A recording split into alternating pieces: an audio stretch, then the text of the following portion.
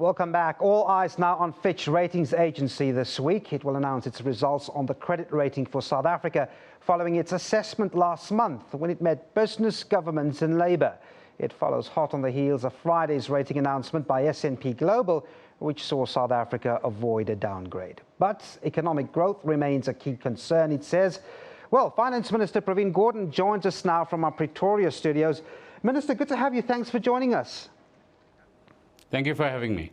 Minister, this was certainly, I would imagine, a more relaxed weekend for many, given the fact that this S&P decision was a favourable one for us. But to sum up what many commentators have said, we are now in a so-called tense breathing space until the end of the year. What do we do in this space?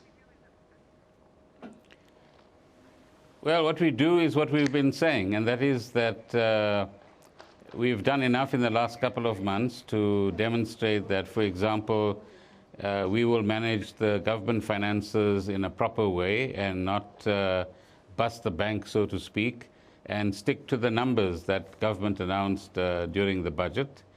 Secondly, we've built a sense of common purpose across business, labor and government. We need to sustain that going forward and find new ways and calmer ways of sorting out differences amongst us, but more importantly, concentrate on implementing plans that all of us have that will improve confidence in our country and in our economy, both amongst South Africans and amongst foreigners who want to invest. And thirdly, we have the 9-point plan and a clear reform package of measures that need to be taken, whether it's in respect of stabilizing state-owned companies, the labor regulatory environment, and in fact, the bureaucratic red tape that sometimes holds up investment as well.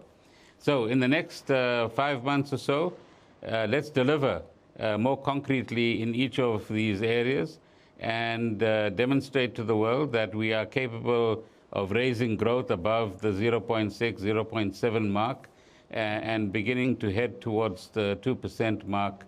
That will be the first critical point to turn around this particular economy.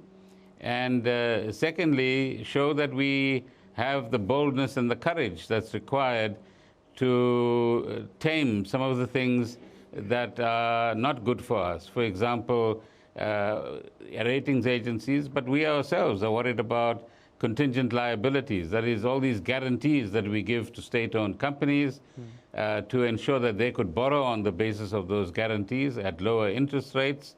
And now what we want to see is that each of these entities are managed financially properly, are governed properly, make the right kind of decisions within the parameters of the law, and take the pressure off the government fiscus to the extent possible. But where you're absolutely right is our focus needs to be on growth.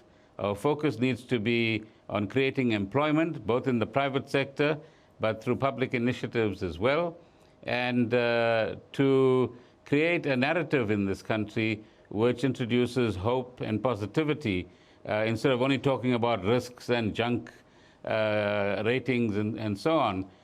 When we have lots going for us, if we can convert plans into action. Now, you speak of not bursting the bank, Minister, and I suppose that refers to how we posture ourselves as a country fiscally in the coming months. How does Treasury reconcile that with the proposed nuclear initiative, which some put at a cost of approaching our GDP at R1 trillion? How do we reconcile that?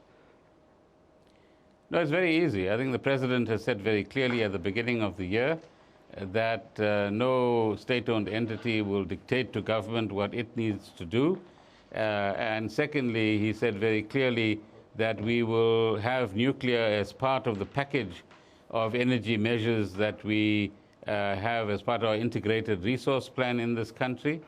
But the delivery on the nuclear plan, like anything else, will be based on when we can afford each particular step that we want to take. So if we don't have the money, well, clearly we can't deliver all of it at the same time.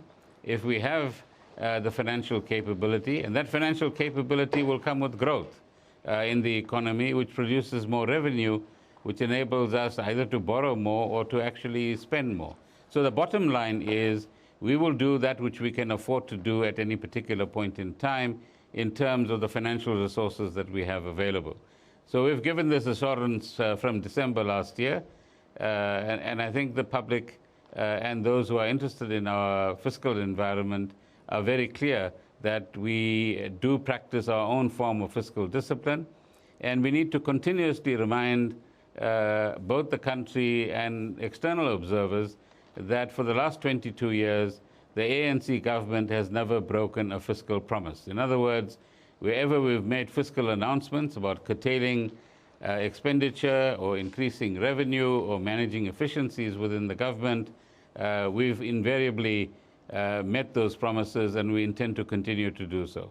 Minister, the all-important structural reform of the economy to promote faster and more inclusive growth, what's the work in the months ahead in that regard? Does the Treasury as well enjoy the space to convince all stakeholders? Remember that many of the initiatives I'm talking about are not Treasury initiatives. They are about government as a whole in the first instance, but also our partners in labor and in business as well. So as far as structural reforms are concerned, clearly the first one that we need to look at is how do we increase the size of the small business sector in South Africa. And because of the structure of our overall economy, small businesses are too few in number, startups are too few in number, and entrepreneurs are too few in number. So I think there's a lot of discussion right now about how do you create an ecosystem that would be supportive of small businesses, and the Small Business Department is looking at some of those issues, and how do we crowd in funding, both from within government and from outside of government, to support entrepreneurs who have really good ideas, realizing that in the small business sector, you are invariably going to fail or half succeed before you finally succeed. And that needs to be factored in as well. The second area is clearly to get some of the spatial arrangements in our cities changed. Some of them are changing. Some need to change even faster so that workers live closer to employment opportunities and economic activity, or vice versa. And that reduces travel time. It increases the productivity of both firms and the workers themselves. But more importantly, people have a decent family life and a dignified existence as well. So that's a key structural constraint that we've inherited from our past that we need to overcome. The third is to provide increasing and at a mass level training opportunities for young people who've gone through some level of schooling.